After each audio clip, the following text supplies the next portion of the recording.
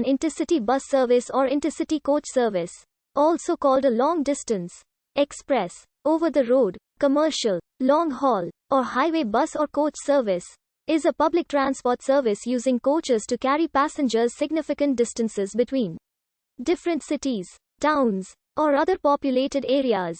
Unlike a transit bus service, which has frequent stops throughout a city or town, an intercity bus service generally has a single stop at one location in or near a city, and travels long distances without stopping at all.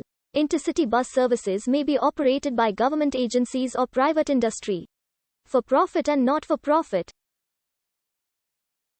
Intercity coach travel can serve areas or countries with no train services, or may be set up to compete with trains by providing a more flexible or cheaper alternative.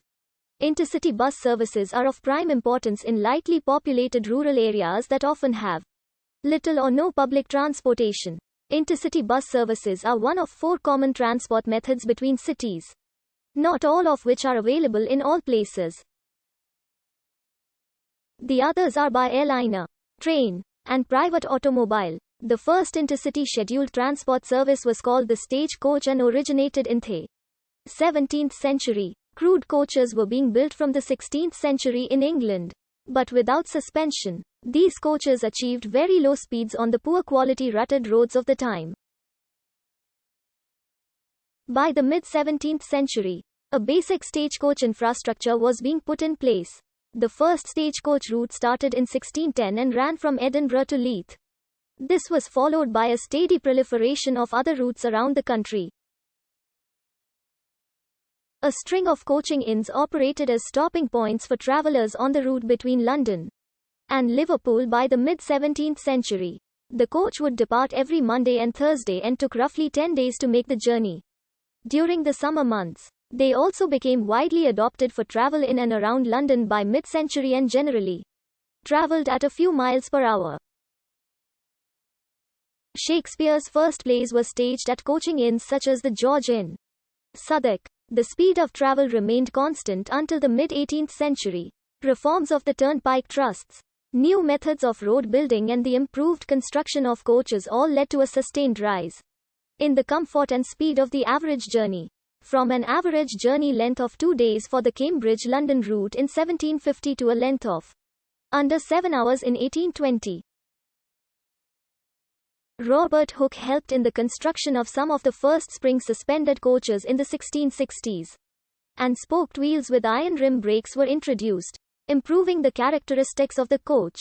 In 1754, a Manchester-based company began a new service called the Flying Coach.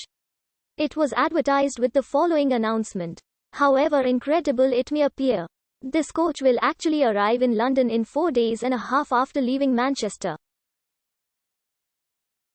A similar service was begun from Liverpool 3 years later, using coaches with steel spring suspension. This coach took an unprecedented 3 days to reach London with an average speed of 8 miles per hour. Even more dramatic improvements to coach speed were made by John Palmer at the British Post Office, who commissioned a fleet of mail coaches to deliver the post across the country. His experimental coach left Bristol at 4 p.m. on the 2nd of August 1784 and arrived in London just 16 hours later. The golden age of the stagecoach was during the Regency period, from 1800 to 1830. The era saw great improvements in the design of the coaches, notably by John Besant in 1792 and 1795. His coach had a greatly improved turning capacity and braking system, and a novel feature that prevented the wheels from falling off while the coach was in motion. Obadiah Elliott registered the first patent for a spring suspension vehicle. Each wheel had 2 durable steel leaf springs on each side and the body of the carriage was fixed directly to the springs attached to the axles. Steady improvements in road construction were also made at this time. Most importantly, the widespread implementation of macadam roads up and down the country. Coaches in this period traveled at around 12 miles per hour and greatly increased the level of mobility in the country, both for people and for mail. Each route had an average of 4 coaches operating on it at one time, 2 for both directions and a further 2 spares in case of a breakdown en route. The development of railways in the 1830s spelled the end for the stagecoaches across Europe and America, with only a few companies surviving to provide services for short journeys and excursions until the early years of the 20th century.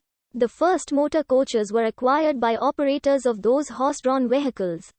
W.C. Standovak of Blackpool, England acquired its first motor charabanc in 1911, and Royal Blue from Bournemouth acquired its first motor charabanc in 1913. Motor coaches were initially used only